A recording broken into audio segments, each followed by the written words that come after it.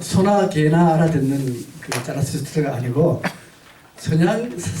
서당개가 알아들을 수 있는 자라투스트라. 예. 이제 계속 하겠습니다. 처음 이제 니체 철학의 처음 시작은 신은 죽었다에서부터 출발합니다. 신이 죽으면요 삶의 목표 목적을 잃어버리게 됩니다. 그래서 세속주의의 허무주의가 등장함으로써 세속주의에 빠지게 돼요. 오로지 돈만을 생각하는 시대가 되는 겁니다.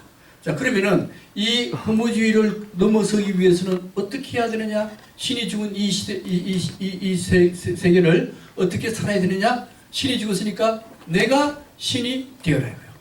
내가 신이 되어서 새로운 세계를 창조하는 길밖에 없다. 그러면 내가 신이 되기 위해서는 어떻게 해야 되는가 하는 건데요. 우선 여기에 세 가지 단계를 무조건 거쳐야 된답니다.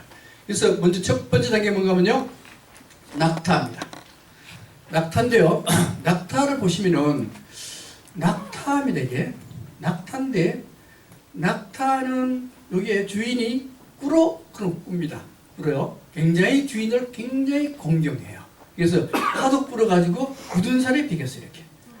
그 다음에 실크로드를 가서 낙타를 타보시면 아시겠지만은 낙타의 눈이 굉장히 선합니다. 굉장히 두려워하고 굉장히 선해요. 굉장히 선합니다. 그 다음에 그렇게 선하면서도 이렇게 무거운 짐을 지고 다녀요. 무거운 짐을 져도 이게 뭐가 무거워 하는 정신을 가지고 있어요. 그리고 이렇게 무거운 짐을 지고 사막에서도 물 안 마시고 5일 동안 버티는 짐승이 낙타입니다. 이 낙타라고 하는 짐승은 굉장히 억센 정신을 가지고 있어요. 그래서 우리는 반드시 낙타의 정신을 가져라 이거예요. 세상을 공경하고 세상을 공경하고 다니는 사람은 공경하고 공경하는 정신을 가지고 그리고 세상을 두려움으로 가지고 바라다 봐라. 그러면서도 모든 책임을 다 질 수 있는 억센 정신이 반드시 있어야 된답니다. 그래서 이거는 우리 조선조 시대에 우리의 어머니들 보시면 돼요. 우리의 어머니들은 결혼하게 되면은 3년 동안 벙어리, 3년 동안 봉사, 3년 동안 기머리 이렇게 모든 것을 다 공경하고 두려움을 가지고 사는 우리의 조선조의 여인들은 낙타의 정신을 굉장히 가지고 있는 그런 분들이죠. 그죠? 그리고 우리가 지금 어린애들 키울 때 그냥 기 살려준다고 막 놔주죠. 그건 절대 안 된다요. 세상을 창조하는 그런 인간으로 태어나지 못한답니다. 그래서 반드시 이러한 낙타의 정신을 기르라고요. 두 번째 단계입니다. 낙타의 정신은요, 새로운 세계를 창조하는 정신이 아니에요. 복종하는 정신입니다. 근데 두 번째 단계는 사자가 되어라요. 사자가 되는데 이 사자라고 하는 것은 절대로 사자 등을 올라탈 수가 없어요. 사자한테 명령을 내릴 수도 없습니다. 사자는 인간의 명령을 듣는 동물이 아니에요. 오로지 지 하고 싶은 대로 하는 동물이 사자입니다. 그래서 이 사자는 남한테 지배를 받고 남한테 명령을 받는 게 아니고 명령을 하는 자예요. 그래서 이 낙타의 단계를 지나서는 명령할 수 있는 사람으로 되랍니다. 명령할 수 있는 사람으로 되어서 명령할 수 있는 사람이 되는데 이거는 명령을 하려면 기존의 가치를 부정하라. 아니요라고 말할 수 있어야 돼요. 아니요라고 말할 수 있어야 새로운 세계를 창조할 수 있는 그런 낙타의 정신을 갖게 되는 겁니다. 예를 들면은 조선조 여인이 결혼을 해가지고는 그렇게 이 낙타의 정신으로 살았지만은 드디어 자기도 아들딸 낳아가지고 아들딸이 결혼을 했어요. 정경부인이 되어서 결혼을 하면은 드디어 시어머니로서 며느리한테 명령을 내릴 줄 알아야 돼요. 그죠? 명령을 내릴 수 있어야 됩니다. 그 다음 또 한 가지, 자기 남편이 나쁜 짓을 할 때 뭐 첩을 들인다든가, 그 다음에 흉년에 뭐 땅을 산다든가, 그럴 때 그것은 해서는 안 됩니다라고 부정할 수 있는 그런 정신이 뭔가 하면요, 사자의 정신입니다.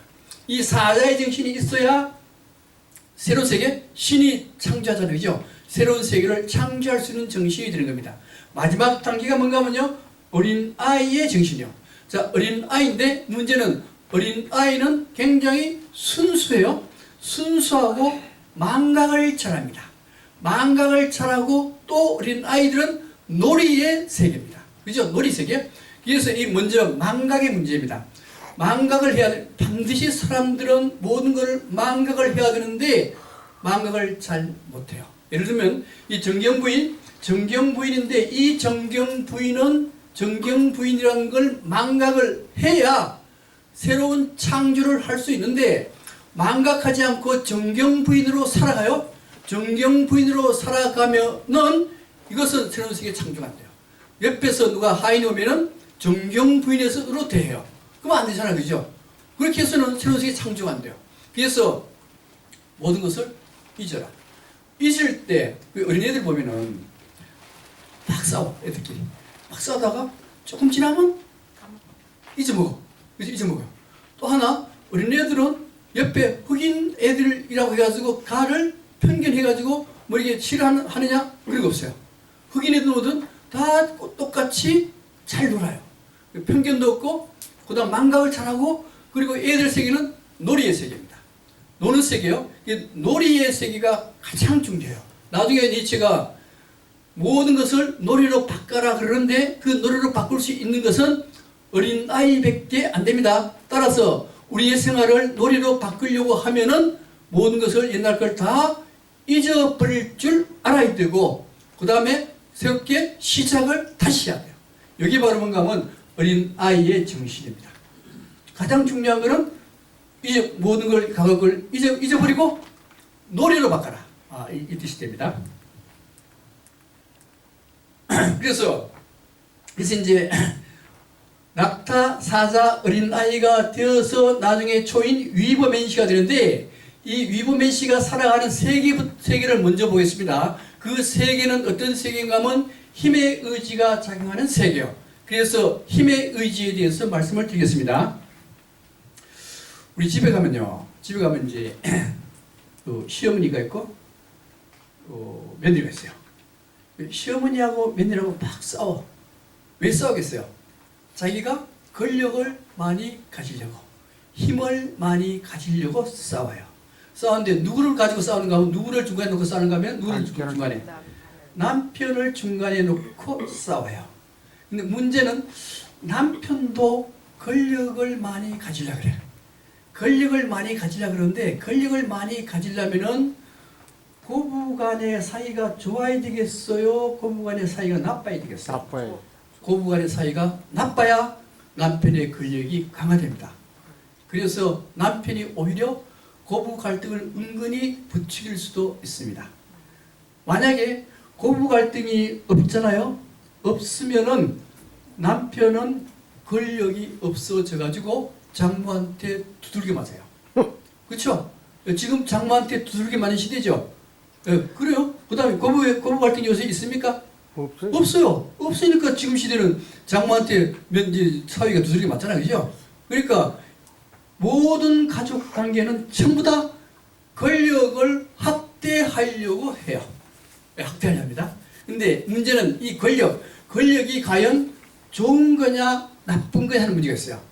대체로 우리 권력이라면 되게 나쁘게 보잖아요. 그죠? 니체는 절대로 권력을 나쁘게 보지 않습니다. 어떻게 보는가 하면요.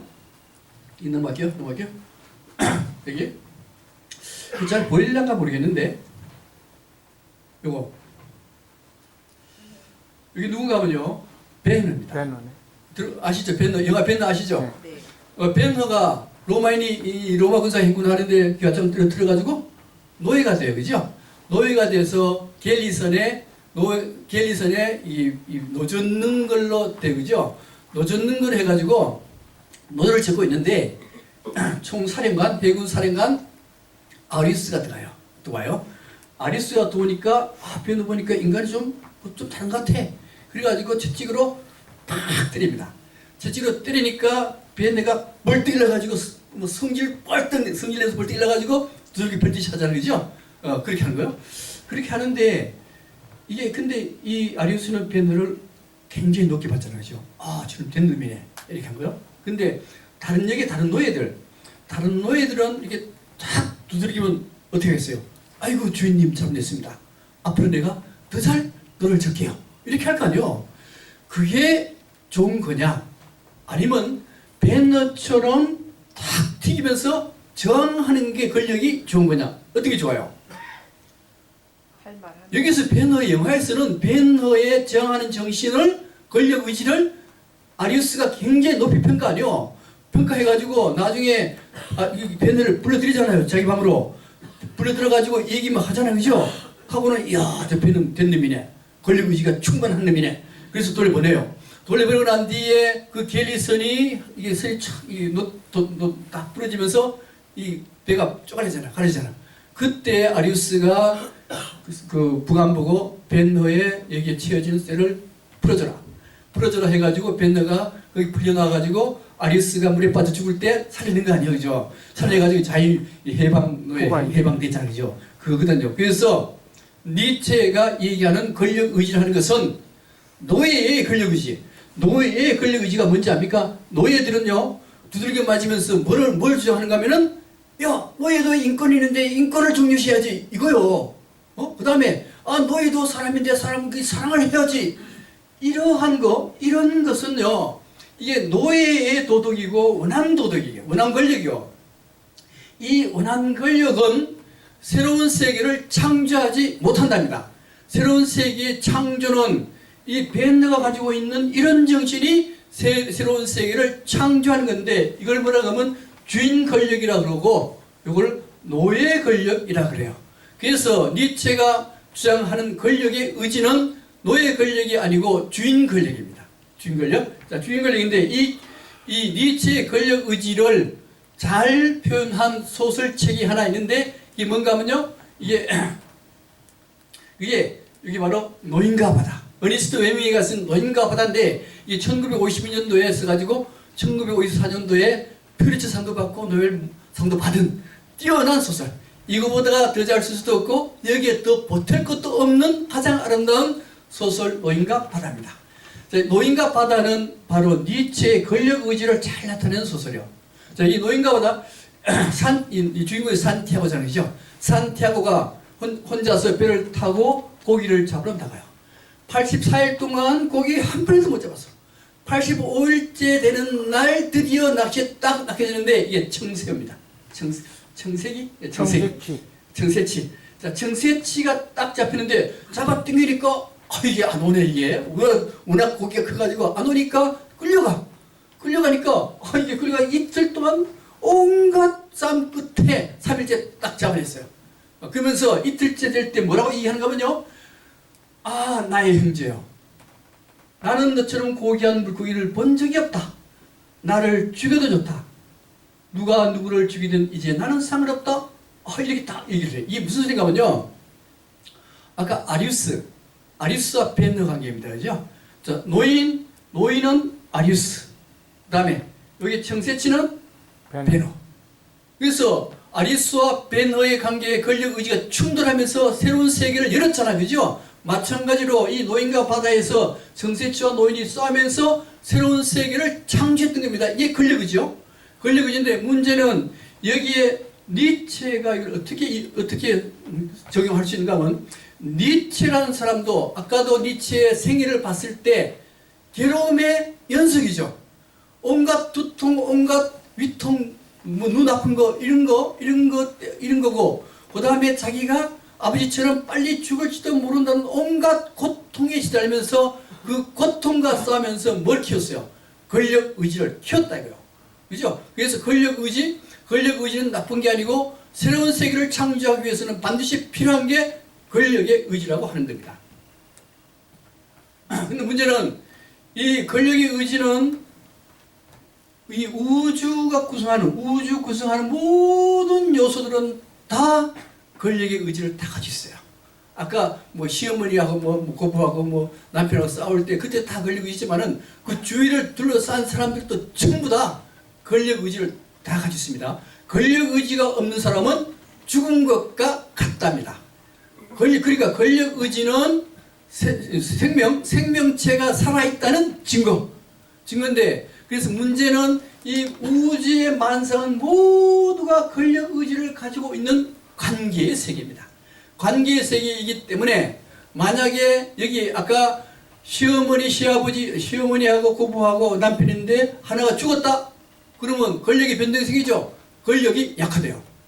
약화됩니다. 그래서 우주 만물 중에 어느 것 하나라도 빼버리면 권력 의지가 약화되기 때문에 이 우주 만상 모두를 다 긍정하라.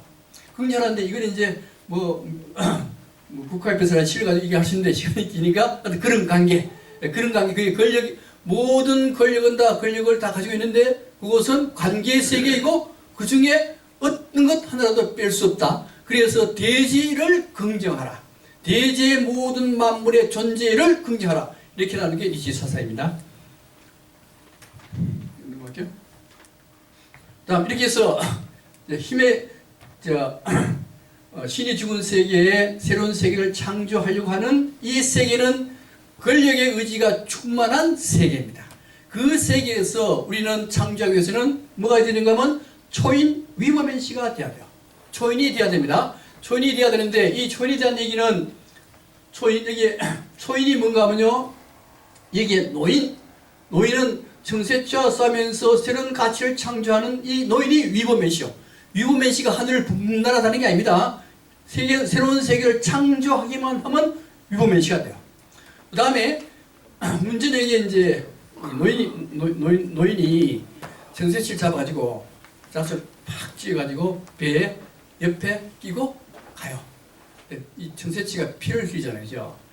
피를 흘리니까 피 냄새를 맡고 상어가 들어와요. 그래서 처음에 5마리를 다 없앴는데 또 들어와가지고 정세치를 다 뜯어먹어버렸어. 뜯어먹었습니다. 그래서 정세치를 뜯어먹은 이 상어가 뭔가 하면 인간 말종, 최후의 인간이 돼요.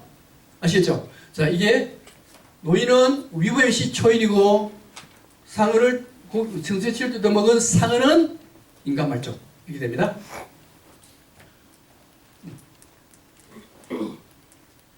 자, 그 다음에 이제 니체 자라투스트라 이렇게 말했다에 앞부분에 초인에 대한 얘기가 나와요. 어떻게 나오는가 하면은 이제 이 자라투스트라가 남대문 시장 갔어요. 남대문 시장 가서 시장 사람들한테 뭐라고 얘기하는가 하면은 이렇게 얘기합니다. 내가 너희들에게 초인을 가리키겠노라. 초인은 현재 나를 넘어 새로운 가치를 창조하는 것이다. 그런데 너희들은 행복만을 추구하는 짐승으로 돌아가라 하느냐? 근데 이 초인은 이게 하늘 분분하는 게 초인 아니요. 그 초인 아닙니다. 벤너 같은 사람.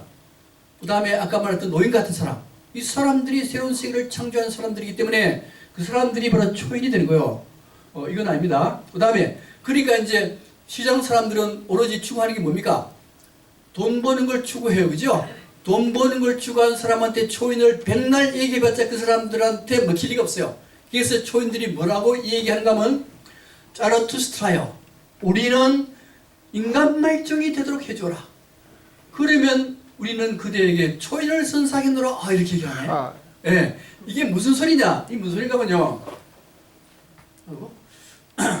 자, 신이 살해됐어요. 신이 살해됐는데 천사의 가치가 소멸됐는데 소멸되고 난 뒤에 목적을 이루는데 목적 있게 살려면은 내가 신이 되든가 아니면 세속적으로 살든가 두 가지밖에 없습니다.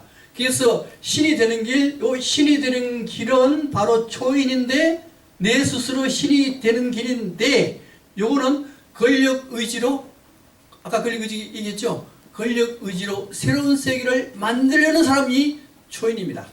벤너와 같은 사람, 노인 같은 사람이요. 그런데 최후의 인간은 어떤 인간이 최후의 인간인가 하면요. 행복만을 추구하는 사람. 행복만을 추구하려면 어떻게 행복해요? 무슨? 돈이 많아야 되고. 돈이 많아도 길 가다가 죽으면 안 되니까 안전해야 되고 오랫동안 살아야 되고 이게 우리가 바라는 삶 아닙니까? 이게 행복한 인간이죠. 우리가 추구하는 게 뭐예요? 행복한 인간이죠. 근데 니체는 이 행복한 인간을 뭐라 그랬냐? 인간 말종이라고 그랬어요. 왜 인간 말종이라고 그랬냐? 왜 인간 말종인가 하면요. 인간 말종 생활을 이뤘습니다. 처음에 학창 시절은 모범생입니다. 문제는 모범생은 대체로 이기적 경향을 가지고 있어요. 모범생 치게 세우니까. 이기적 경향을 가지고 있는데 얘가 군대 가요. 얘가 군대 가면은 군대에서 순종적이고 복종적으로 됩니다. 근데 원래 낙타의 정신을 가지려면 군대 가서 이렇게 정신을 배워야 되는데 이 정신이 약간 삐딱하게 나가지고 계속 순종적이고 복종적으로 모든 걸 생각해요. 그래서 이제 회사 갔습니다. 회사 가가지고 회사 가면은 이렇게 인류대학교 나오고 모범생이고 인류대학교 나오고 군대 갔다 왔으면은 인류 기업체 임원이 됐을 거 아니요. 인류대학교 임원이 될 수도 있고 그 다음에 대학 교수도 될 수 있고 의사도 될 수 있고 뭐 이렇게 되잖아, 그죠? 이걸 니체는 뭐라 했느냐? 말종이라 해요. 왜 말종이 되느냐? 왜 말종이 되는가 하면은 아까 노인과 바다에서 뭐가 말종이었어요? 상어가 말종이었죠. 상어. 정세치를 뜯어먹은 상어가 말종이었습니다. 그런데 만약에 우리가 대기업의 임원이 되어서 돈 5억을 받았다. 돈 5억을 받아서 생활을 하면은 자기가 노력을 해서 5억을 받았다고 생각하겠지만은 니체는 다른 사람의 피를 빨아서 돈을 그렇게 잘 산다 이렇게 보는 거예요. 예를 들면 이제 교수님도 계시겠지만은 우리 교수님들이 편안하고 생활을 잘 할 수 있는 거는 시간 강사가 있었기 때문에 그렇게 되는 게 아니냐. 또 우리가 이렇게 잘 살죠, 그죠? 지금 엄청나게 잘 삽니다. 뭐 이게 자동차에다가 핸드폰에다가 뭐에다 그게 우리의 노력만으로 되는가 하는 문제예요. 노력만으로 되는 게 아니고 여기에 일단 정규 직원이 아닌 사람들의 희생, 또 아프리카나 동남아시아 등등 못 사는 나라의 희생이 없으면은 우리는 절대로 현재 생활을 할 수가 없다는 거예요. 근데 만약에 새로운 세계를 창조하면서 그렇게 산다면은 그것은 틀린 문제인데 새로운 세계를 창조하지 않고 오로지 행복한 형태의 인간으로 산다면은 그것은 상어처럼 인간 말종이다. 이렇게 니체가 얘기했습니다. 제가 얘기한 게 아니고. 네. 그래서 그럼 초인으로 살려면 어떻게 살아야 되느냐? 초인으로 살려면 이 사람 누구요? 스티브 잡스죠. 스티브 잡스가 뭐라고 얘기했는가 하면 해군으로 살지 말고 뭘로 살았냐? 해적으로 살아라. 이렇게 얘기한 거예요.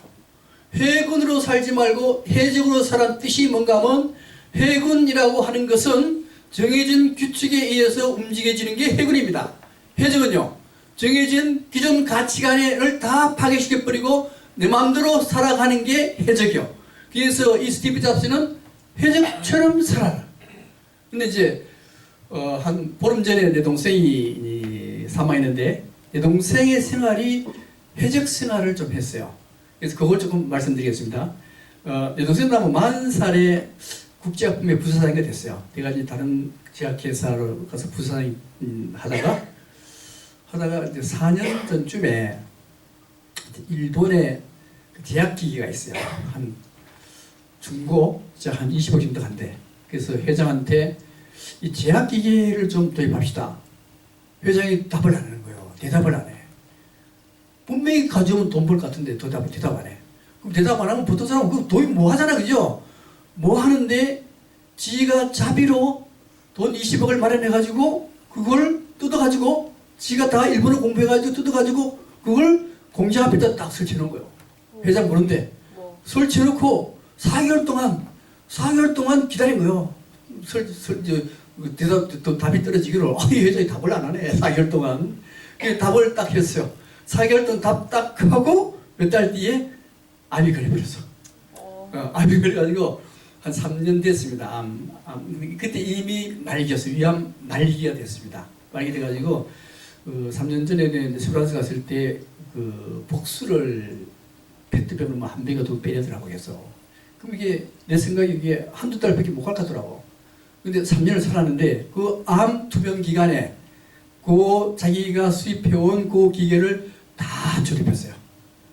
네, 다 이제 그때 허락되었으니까 다 조립하고 거기에서 돈이 엄청나게 쏟아져서 엄청나게.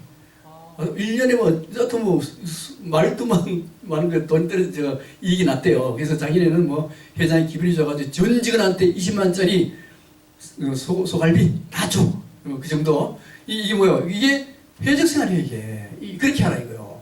위에 사람이 지시한다 해가지고 그게 아님에도 불구하고 따라하지 말아요. 따라하면 그것은 인간 말종. 자기가 맞으면은 자기 맞으면 맞은 대로 나가라 이거요. 그렇게 하는 게 새로운 세계를 창조하는 세계라고 하는 겁니다. 이게 위법이죠. 그래서 드디어 이제 다 했죠? 힘의 의지, 초인, 말씀이 다 했어요. 다 했는데 드디어 나는 세상을 새롭게 창조할 수 있는 위버맨 씨가 되었고, 이 세상은 권력 의지로 충만한데 우리가 살고 있는 이 세상은 도대체 어떤 세상인가? 그것이 바로 영원회귀의 세상이다, 이런 뜻입니다. 자, 영원회귀인데 이 영원회귀라고 하는 것은 뭔가 하면요,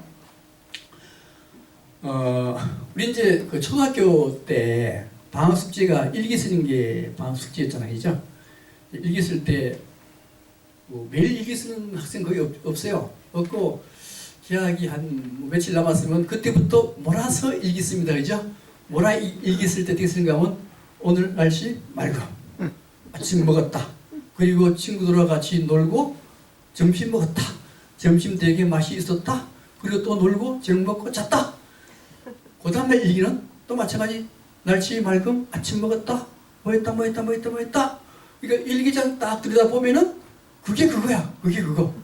그래서 그걸 니체는 뭐라는가 하면 애들이 일기 쓰는 것만 그런 게 아니고 우리의 생활이라고 하는 것도 전부 다 반복적인 생활이다.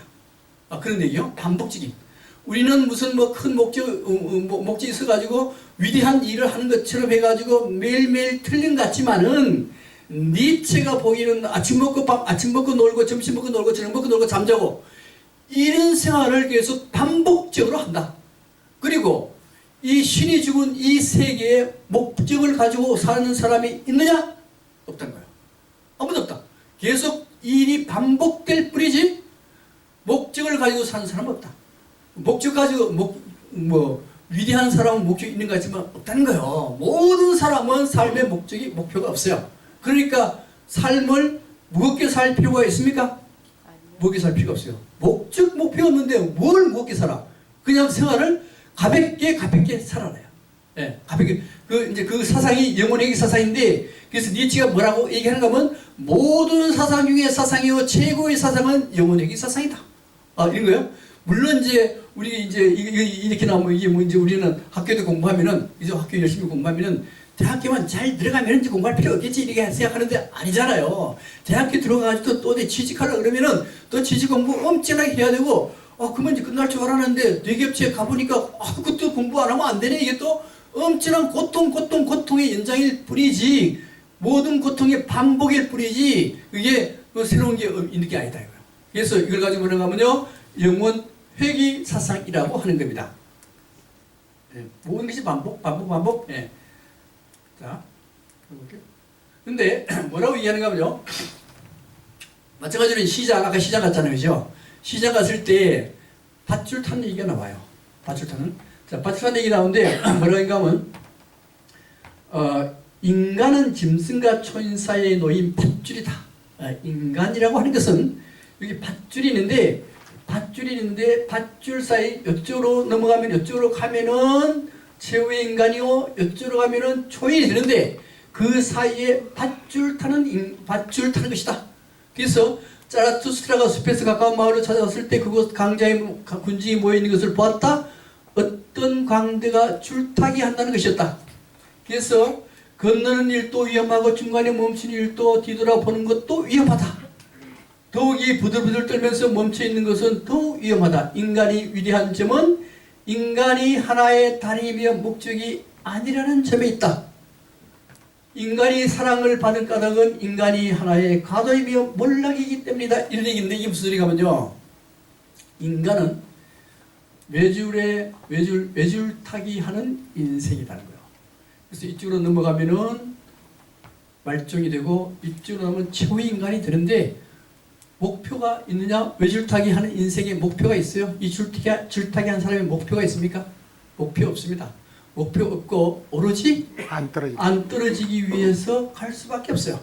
안 떨어지기 위한, 그러니까 우리 인생도 이렇게 줄타기 하는 인생과 같아서 오로지 우리 인생은 하나의 줄타기 하는 과정일 뿐이다요.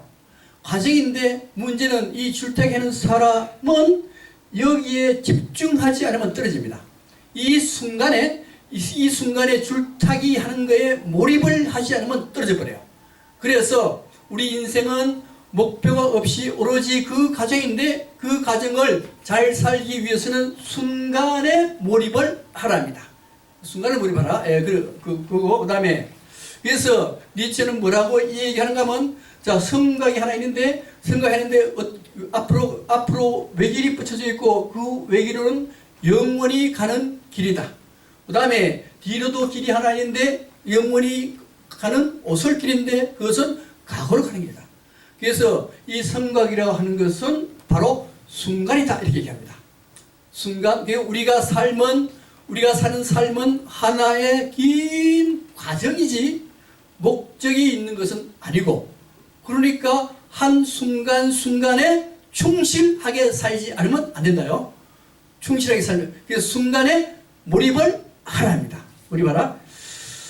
그래서 이제 니체 자라투스트라의 영향을 받아서 만든 책이 그리스인 졸업하라는 책입니다. 쓴 사람이 이제 가잔치키스라는 사람이 책을 썼는데, 그리스인 졸업아가 뭐라고 얘기하는가 하면요. 어제는 이미 지나갔으니 신경 쓸 것도 없고, 예. 미래는 아직 오지 않았으니 어떻게 될지도 모른다.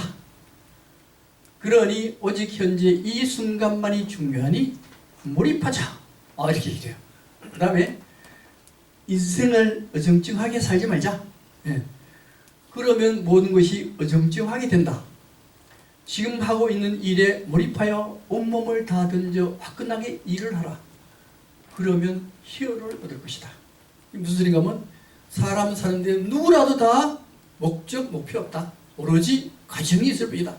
과정이 있는데 이 과정에 충실하려고 하면은 그 순간을 몰입해서 온몸을 던져서 일을 하라.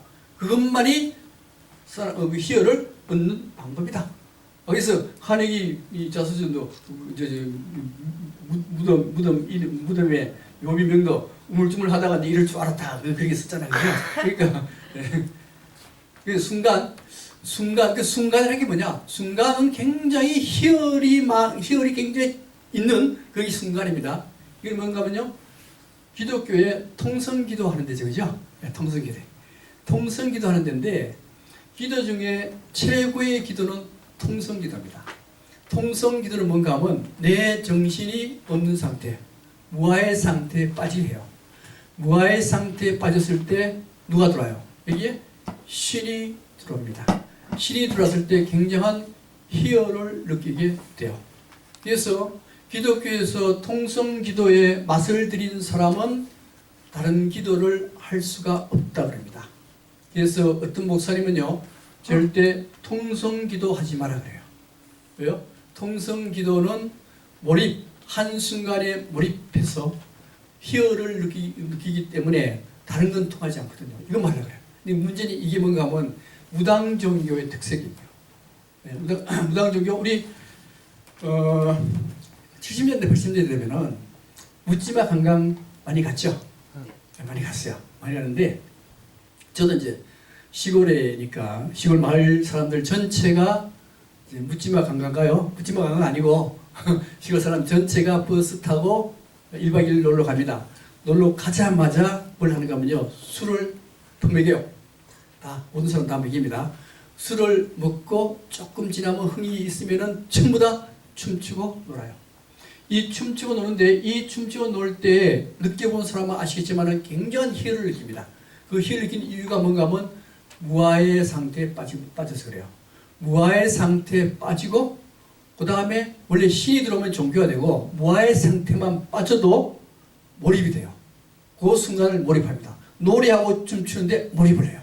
그래서 기가 막힌 그런 희열을 느끼게 되는데, 희열을 느끼다 보니까 관광지 가서 관광 안 합니다. 안 하고 뭐 해요? 거기서 계속 춤추고 놀아요. 밖에 내려와서 관광 안 하고 춤추고 놀아요. 그 다음에 또 올 때도 춤추고 놀아. 그거밖에 안 해요. 예, 이게 뭔가 하면 순간에 몰입해서 희열을 느끼게 되는 겁니다. 이게 순간을 즐겨라. 아까 그 노래에서도 나왔죠. 순간이 중요하다. 지금 이 순간이 중요하다. 이게 그 의미입니다. 그 다음에 이제 때때로 이제 나이트클럽에도 가. 그 다음에 또 한 가지는 죽음을 항상 생각하랍니다. 몰입을 하려고 하면 죽음을 생각해야 돼요. 그 최고의 고뇌는 죽음이거든요. 그죠? 이 죽음을 생각하면요, 뭘 한든 무슨 의미가 있겠는가 이렇게 생각할 수 있지만은, 내가 한 내일쯤 죽는다, 아니면 6개월 뒤에 죽는다 그러면, 오늘 죽는다 그러면 거기에 수치심 있습니까? 없잖아요. 그 다음에 자존감 있습니까? 없어요. 자만심 있어요? 없어요. 오늘 죽으면은 나한테는 무아의 상태에 빠지게 돼요. 그래서 죽음을 얼마 안 놔둔 사람들 보면요, 뭔가에 몰입하게 돼 있더라고요. 이게 뭔가에 몰입을 해요. 내 동생도 그 죽음을 얼마 안 놔뒀는데도 뭔가에 몰입하더라고요. 이게. 그래서 죽음을 항상 내가 곧 죽을 것이다를 항상 생각하고 뭔가에 몰입을 하라는 겁니다. 그래서 마지막에 이제 아모르파티, 내 운명을 사랑하라. 자, 지금까지 이제 아모르파티의 내용이 쭉 나와요. 내 운명을 사랑하라. 아모르라는 것은 사랑하라고요. 파티는 운명입니다. 그래서 내 운명을 사랑하라. 자, 다시 말씀드리면은, 신은 죽었어요. 자, 신이 죽어버리면 사람들은 허무주의에 빠질 수밖에 없습니다. 삶의 목표를 다 잃어버려요. 그랬을 때 사람들은 자기 자신이 신이 될 수밖에 없습니다. 신이 되는 단계는 여기 세 가지 낙타사자 어린 나이의 단계를 거쳐서 초인 위범의시가 되어야 되고, 이 위범의시가 있는 세계는 바로 힘의 의지가 작용하는 세계인데, 그 세계는 항상 쳇바퀴 돌듯이 도는 회귀사상, 영혼 회귀사상이 작동하는 그러한 세계입니다. 그러한 세계에 내 운명을 사랑하려고 하면은 어떻게 해야 돼요? 순간에 몰입하라요. 오로지 순간에 몰입하라. 순간에 몰입할 때 뭐가 되는가 하면요, 운명을 사랑하게 되는 겁니다. 운명을 사랑하게 되는데, 그 운명을 사랑하는 방법이 디오니소스적 긍정이요. 디오니소스는 들어보셨죠? 그죠? 디오니소스. 이제 아까도 말씀드렸듯이 그렇게 하려면은 뭐 해야 되는가 하면요, 망각해야 됩니다. 잊어버려야 됩니다. 내가 교수였다, 내가 뭐 했다, 이거 절대 생각하면 안 돼요. 다 무조건 그걸 잊어버리고, 그 다음에 모든 걸 뭐로 바꿔야 되는가 하면요, 놀이로 바꿔야 돼요. 어린 나이는 모든 걸 잊어버리고 놀이로 바꾸기 때문에 새로운 세계를 창조한다는 겁니다. 또 동시에 놀이를 할 때는 몰입을 하지 않으면 놀이가 안 돼요, 이게. 그죠? 축구를 하든 야구를 하든 무슨 놀이, 바둑 하든 장기 듣든 무슨 놀이를 하더라도 이 집중을 하지 않으면, 몰입을 하지 않으면 놀이 자체가 안 됩니다. 그래서 세상 일을 전부 다 놀이로 바꾸라는 이유가 뭔가 하면, 이게 몰입할 수 있기 때문에 그래요. 그 다음에 이제 초인이, 아까 그리스인 조르바 얘기도 초인 얘기가 나오거든요. 초인이 뭐가 초인이냐 하는 거예요. 보세요. 인생은 원래 노는 거다 이거예요. 노는 것인데 현재 문제가 없어서 노는 것이 아니란 거예요. 그래서 현재는 문제투성이인데 바지를 벗고 광적으로 춤을 추는 것은 문제를 만들면서 놀려 하기 때문이다. 그러니까 문제가 있다 하더라도 놀이로 만들어서 춤을 춰라 이거예요. 그래야 이게 몰입하고 이게 희열을 느낄 수 있다는 겁니다. 그 다음에 인생이란 문제가 없으면 죽은 것이다. 너는 문제 앞에서 바지를 벗고 춤을 출 준비가 되어 있는가? 이게 이제 그리스인 조르바 얘기입니다. 조르바는 이 초인인데 뭐라고 얘기한 줄 알아요? 이 책에서는 만약에 육체적인 그런 정욕이 일어나면은 주저없이 여자와 성행위를 하라. 그리고 항상 어떤 일이든지 몰입을 하라. 몰입하는데 거기에 장애물이 있다면 즉각 없애버려라. 그래서 이 사람이 무슨 악기를 치는데 요 손가락 하나가 문제돼서 손가락 잘라내는 사람에게, 그 정도 그렇게 하라. 그게 바로 초인이다 이렇게 나오는 겁니다. 자, 니체 아모르파티, 그래서 춤이 나와요. 드디어 나는 춤을 출 줄 아는 신만을 믿는다. 이제 나는 가볍다. 나는 날고 있으며 나 자신을 내려다보고 있다. 이제 어떤 신이 내 몸속에 춤을 추고 있다. 춤을 추기 위해서 자기 몸을 인정해야 한다. 그리고 가벼워져야 한다. 운명을 사랑하면 비로소 춤을 출 줄 안다. 자라투스트는 춤추는 자이다. 인생을 춤추듯이 살아라. 절대로 무겁게 살지 말고 목적도 목표도 없는 인생, 그걸 왜 무겁게 사느냐, 오로지 춤을 추면서 살아랍니다. 뒤에도 내용이 나오는데 넘어가고요.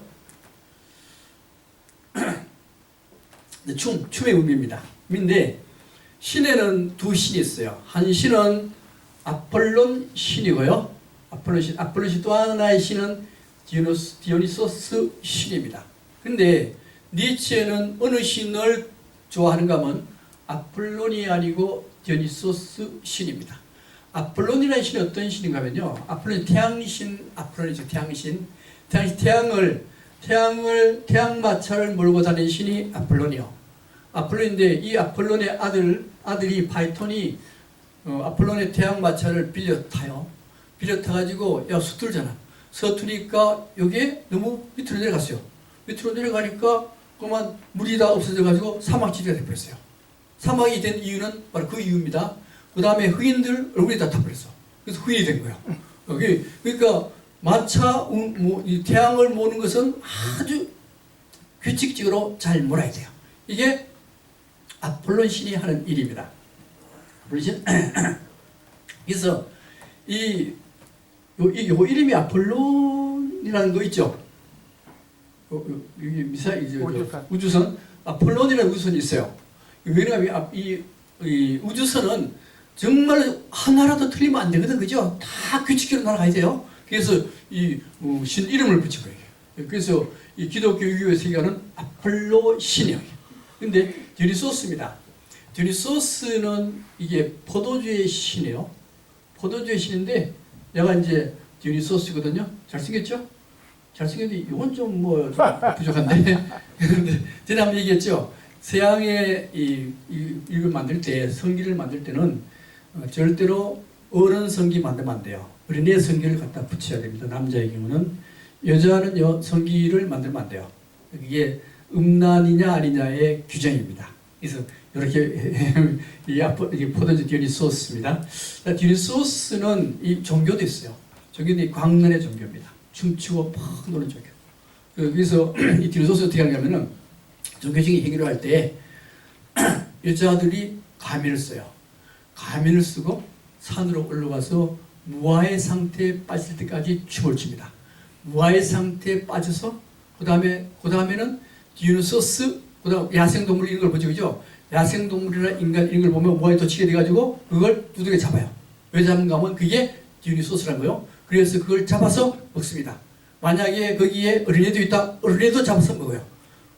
그래서 사람도 잡아서 먹거든요. 그러니까 이 디오니소스는 굉장히 문제가 있는 종교입니다. 그래서 각 나라의 왕들은 디오니소스 종교를 억압해요.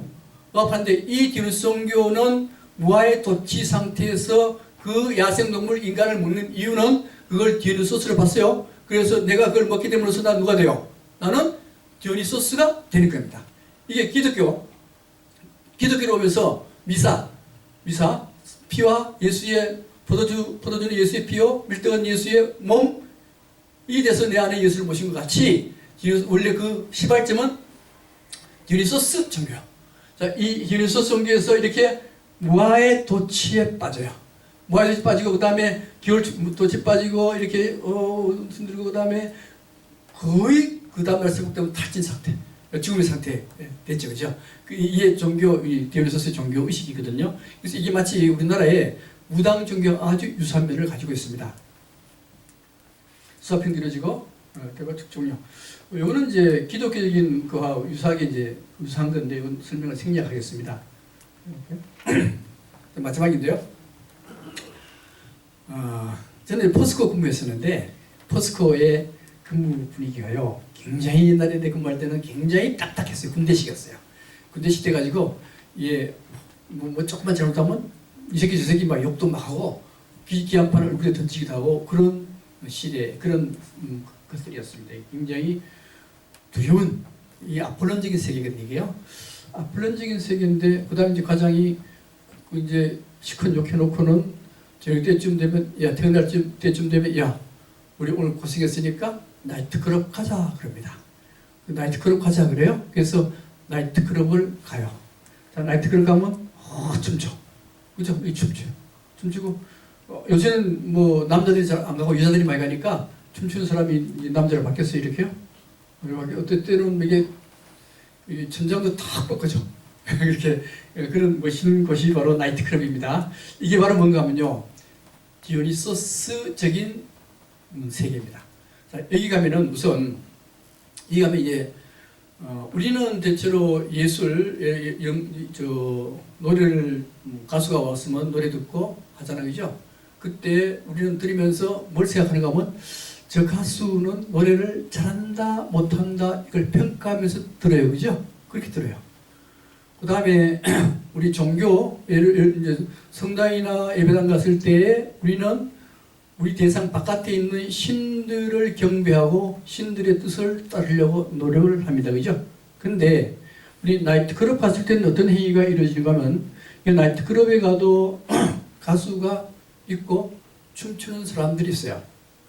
거기서는 이 가수가 노래를 잘한다 못한다 그렇게 평가하지 않습니다. 어떻게 해요? 가수가 노래 부르면 따라서 노래를 불러요.